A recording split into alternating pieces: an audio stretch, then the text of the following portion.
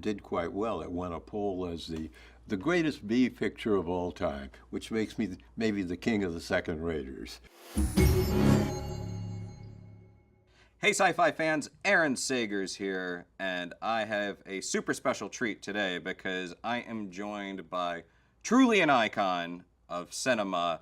He has been called the Pope of Pop. He's a director, a producer, a writer, a B-movie king, an industry maverick. Roger Corman, thank you for joining me today. Is there any other superlative that I should add to that you would prefer? I think we're already over the top. We'll settle for that. Okay. How did you prep for the post-apocalyptic landscape of Death Race? That simply was in my mind.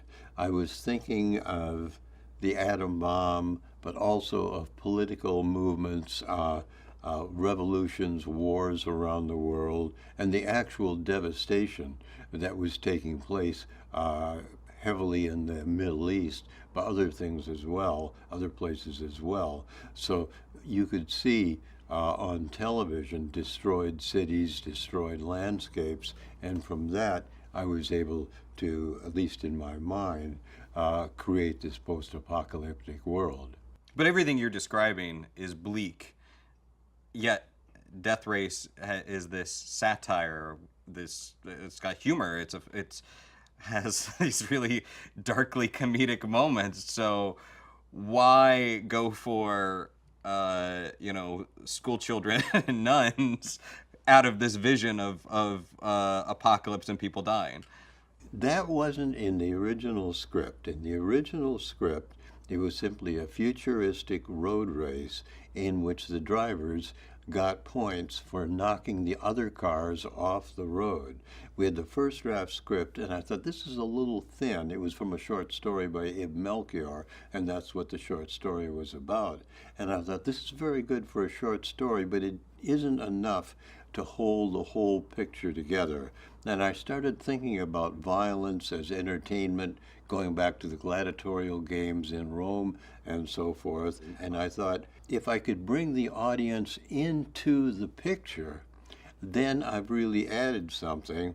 And I came up with the idea that the drivers got points not over for knocking over other drivers, but for killing pedestrians. And I thought, now this, you can't always say, this is an original idea, because if you do, there's somebody at the back of the room who'll say, you're forgetting the 1919 German expressionist film, which of course you've never heard of, that had the storyline, because you can't say, therefore, it's original. But I think the idea of race drivers getting points for killing pedestrians was original. And I really liked the idea. And then I thought, but you can't take, it's so outlandish, you can't take it that seriously.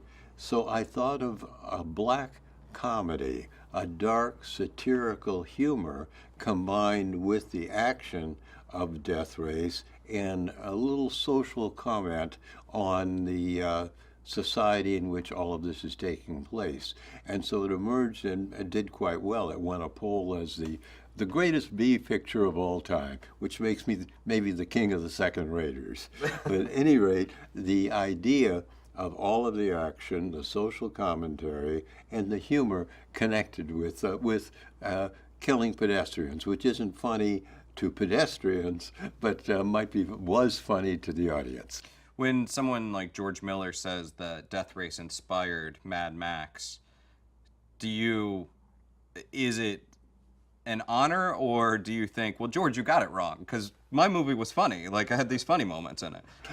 I think of it as an honor. As a matter of fact, I talked to George about it, and I said, okay, maybe you were inspired by this, but George, I have to admit, Mad Max is a better picture than Death Race. I think George Miller is a brilliant director, and I've liked all of the Mad Max pictures. Does Sylvester Stallone count as coming from the Roger Corman School of Filmmaking, because he was an actor in the film, but of course goes on to be a writer and director? I think he does. I think Sly is one of our great graduates. And the thing is, he's had a long, good career.